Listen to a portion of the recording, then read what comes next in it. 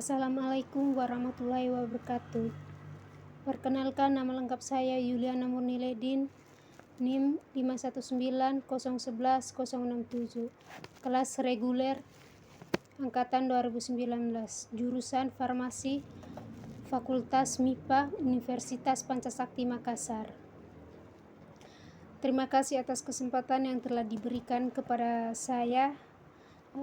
Di sini saya akan memaparkan materi saya tentang data statistik dan komputasi. Deskripsi data. Tugas ini bertujuan untuk mempengaruhi pengaruh berat bayi dalam kilogram, misalkan X1, X2 lingkar kepala, kehamilan minggu X3, usia ibu X4, jumlah batang rokok yang dihisap ibu per hari X5, tinggi ibu dalam cm X6, berat badan ibu sebelum hamil kilogram X7, usia ayah X8, masa studi ayah X9, jumlah batang rokok yang dihisap ayah per hari X10, tinggi ayah X11 terhadap tinggi bayi Y. Yang ke B, analisis regresi linear. Berganda regresi linear terbagi menjadi regresi linear sederhana dan regresi linear berganda. Regresi linear berganda merupakan suatu algoritma yang digunakan untuk menelusuri pola hubungan antara variabel terikat atau dependen dengan dua atau lebih variabel bebas atau independen. Goulet 2013. Sehingga untuk melakukan prediksi pada tinggi bayi Y di atas diperlukan analisis regresi berganda dikarenakan jumlah prediktor lebih dari satu variabel. Yang pertama, uji asumsi klasik. Pengujian ini terdiri dari uji normalitas, uji multikolinialitas, uji heteroskedastisitas, dan uji autokolerasi. Syarat untuk mendapatkan model regresi yang baik adalah distribusi datanya normal atau mendekati normal. Jika data berdistribusi normal, maka perlu dilakukan transformasi data terlebih dahulu. Selanjutnya, model regresi yang baik adalah model regresi yang tidak terjadi multikolinialitas, heteroskedastisitas, dan autokorelasi. Yang pertama, uji normalitas. Uji normalitas adalah uji yang digunakan untuk mengetahui apakah sebuah data berdistribusi normal atau tidak untuk model asumsi regresinya. Dasar pengambilan keputusan uji normalitas dengan grafik key-plot, yaitu data dikatakan normal apabila data menyebar di sekitar garis diagonal, dan sebaliknya data dikatakan tidak berdistribusi normal jika data menyebar jauh dari arah garis atau tidak mengikuti garis diagonal. Hasil uji normalitas dapat dilihat pada gambar 1.1 seperti pada tabel di bawah ini. Kita bisa lihat sama-sama gambar ini perlu standarisasi residu.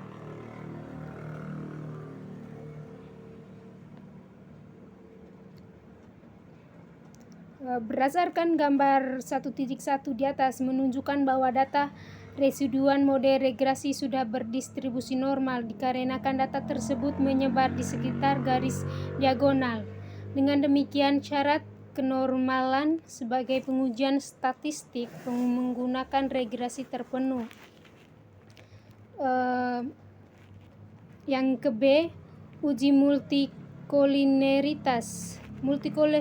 Multikolinialitas menunjukkan adanya korelasi atau hubungan yang kuat antara variabel bebas dalam model regresi pendeteksian. Ada atau tidaknya multikolineritas dilakukan dengan melihat nilai tolerance dan nilai VIV. Apabila nilai tolerance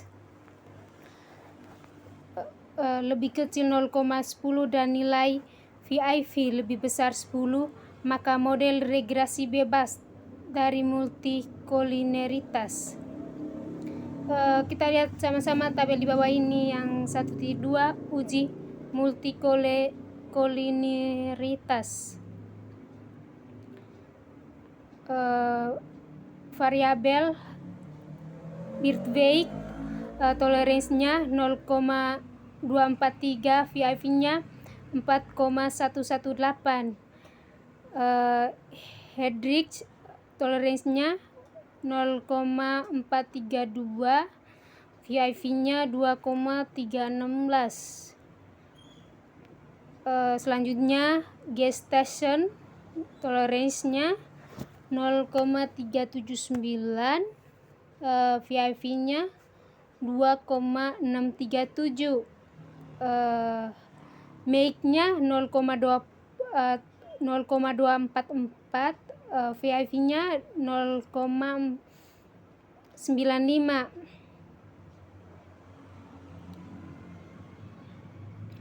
Terus selanjutnya kita lihat sama-sama saja di bawah ini. Itu pada tabel 1.2 menjelaskan bahwa nilai VIV untuk variabel berat bayi atau birth weight yang dinyatakan X1 adalah 0. Lingkaran kepala atau Headrich yang dinyatakan X2 adalah 0. Kehamilan atau gestation dinyatakan X3 adalah 0. Usia ibu atau Meg dinyatakan X4 adalah 0. Jumlah batang rokok yang dihisap ibu per hari atau Nozick dinyatakan X5 adalah 0.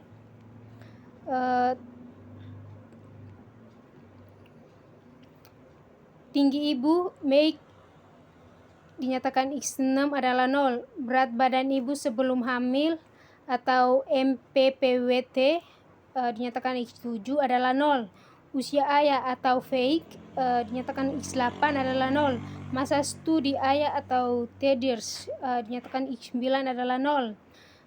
Jumlah rokok yang dihisap ayah per hari atau Nozick X10 adalah 0. Tinggi ayah atau Veik X11 adalah 0. Dari ke-11 nilai VIV variabel berat bayi birth weight X1 sampai tinggi ayah weight X11 memiliki nilai VIV lebih besar 10, sehingga dapat disimpulkan bahwa berat bayi atau birth weight X1 sampai tinggi ayah weight X11 tidak mengandung multikolineritas. Selanjutnya pada tabel diagnosa kolinearitas, kita bisa lihat sama-sama pada tabel di bawah ini.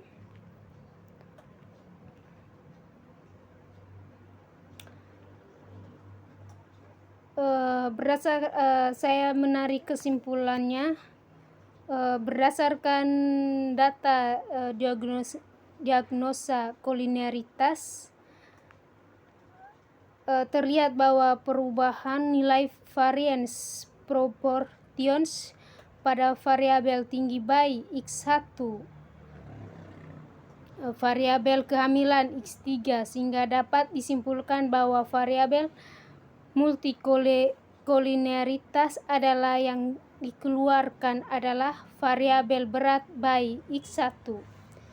Yang ke C, uji heteroskedastisitas.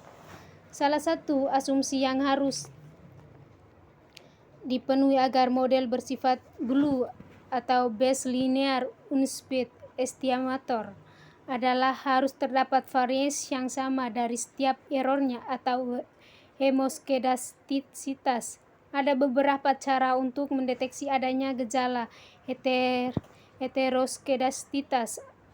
Di antaranya menggunakan grafik Resuda Phase Predicate. Apabila data dalam grafik menyebar dan tidak membentuk pola, maka data diasumsi tidak mengandung gejala heteroskedastisitas. Berikut grafik Resudanya. Ini grafik diagnosa kolinearitas. Dapat disimpulkan berdasarkan gambar 1.4 terlihat bahwa data menyebar dan tidak membentuk pola, sehingga dapat disimpulkan bahwa data tidak mengandung gejala heteroskedasitas. Yang ke-D, uji autokorelasi. Uji autokorelasi bertujuan menguji apakah dalam model regresi linear terdapat korelasi atau hubungan antara residu atau error Galat-Peridot atau dengan residu atau error Galat-Peridot. Sebelum kriteria P, keputusan jika nilai P valid lebih besar 0,05, maka data tidak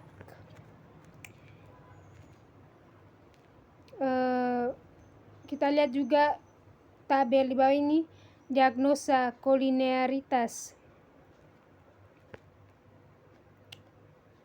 Berdasarkan tabel di atas terlihat bahwa nilai P valid lebih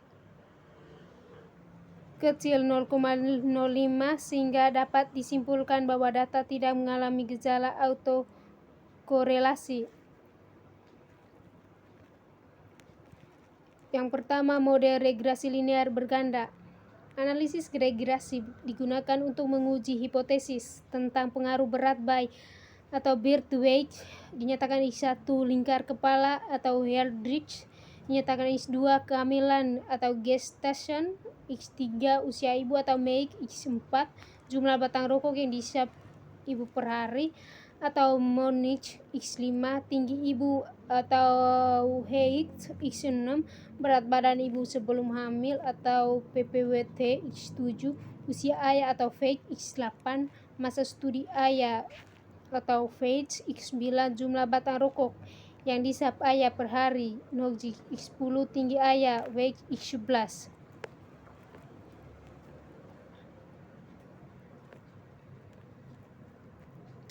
Selanjutnya pada tabel diagnosa kolinearitas. Disimpulkan bahwa data tidak mengalami autokorelasi karena data autokorelasi di atas adalah 0,081 lebih kecil 0,05 data R2 adjusted R2 atau RMSE dihilangkan karena tidak mencapai atau lebih besar 0,05. Model regresi linear berganda. Analisis regresi digunakan untuk menguji hipotesis tentang berat bayi atau birth weight, lingkar kepala Heldrich, kehamilan, gestation, usia ibu MAIC, jumlah batang rokok yang dikonsumsi ibu setiap hari, Nogic, tinggi ibu, height, berat badan ibu sebelum hamil, MPPWT, usia ayah, FAIC, masa studi ayah, feeders, jumlah batang rokok yang dihisap ayah setiap hari, Nogic, tinggi ayah, FAIC. Kita dapat lihat pada tabel di bawah ini.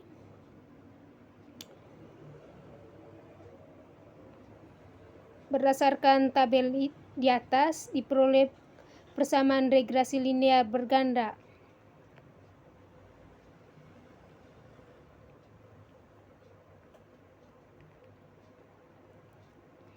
Persamaan regresi di atas diperoleh nilai konstanta sebesar 53,636 variabel berat bayi birth weight 1168, lingkar kepala Heldrich 0,151, kehamilan gestation 0,1 509. Usia ibu Meik 0,60. Jumlah batang rokok yang dikonsumsi ibu setiap hari atau nojik minus 0,20. Tinggi ibu 0,136. Berat badan ibu sebelum hamil minus 0,28. Usia ayah atau fake minus 0,20.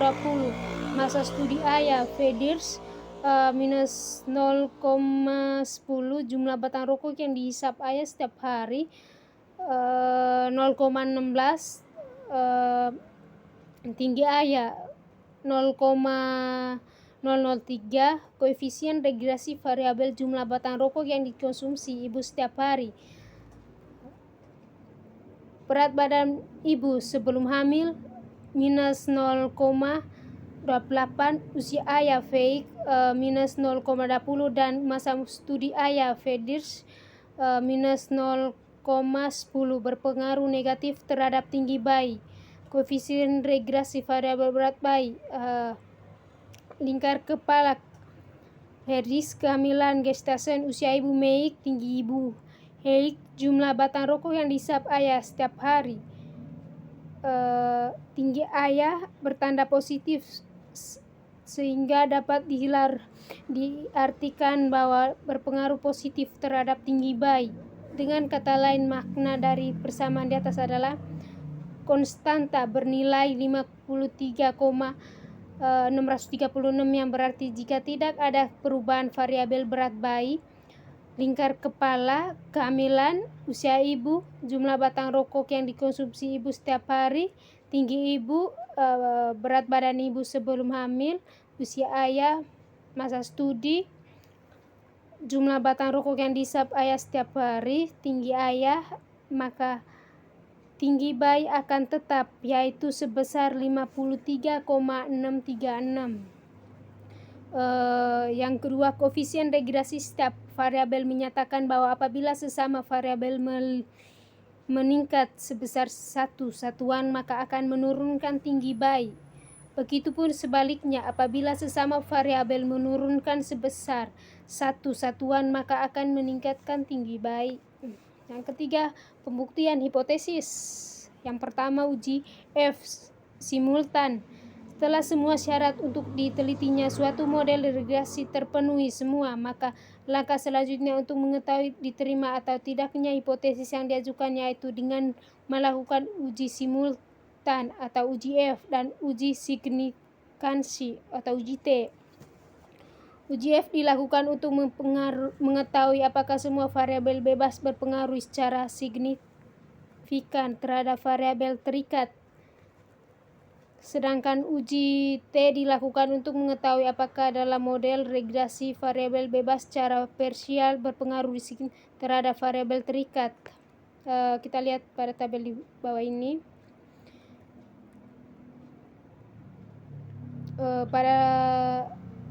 Kita dapat simpulkan bahwa variabel bebas berat bayi minimum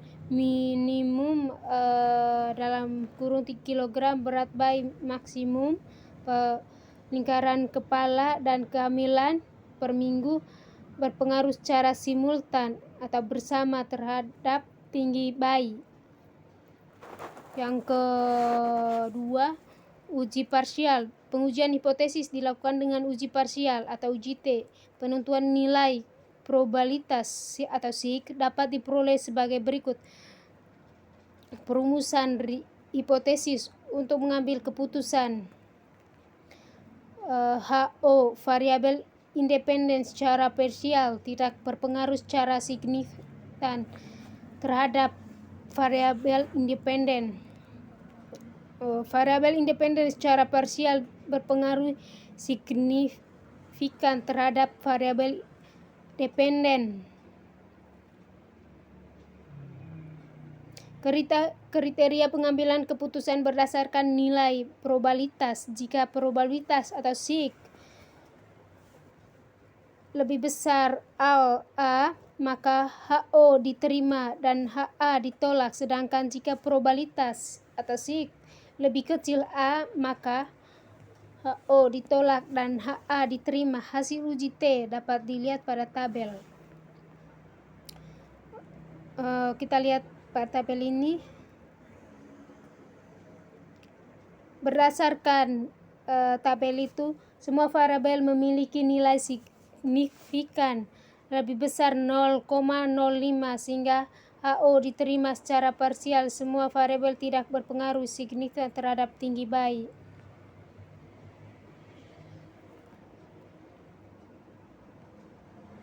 Selanjutnya kita lihat pada tabel ini yang koefisien determinasi. Berdasarkan tabel tersebut dapat diketahui bahwa nilai R kursi adalah 0,693. Hal ini menunjukkan bahwa sebesar 69,3% tinggi bayi atau length dipengaruhi oleh variasi sebesar variabel independen, yaitu berat bayi, lingkar kepala, kehamilan, usia ibu, jumlah batang rokok yang dikonsumsi ibu setiap hari, tinggi ibu, berat badan ibu sebelum hamil, usia ayah, masa studi, jumlah batang rokok yang dihisap ayah setiap hari, tinggi ayah, sedangkan sisanya sebesar 30,7% dapat dipengaruhi oleh variabel-variabel lainnya yang tidak diteliti dalam kasus ini. Itulah hasil pemaparan materi saya. Kurang dan lebihnya saya mohon maaf. Assalamualaikum warahmatullahi wabarakatuh.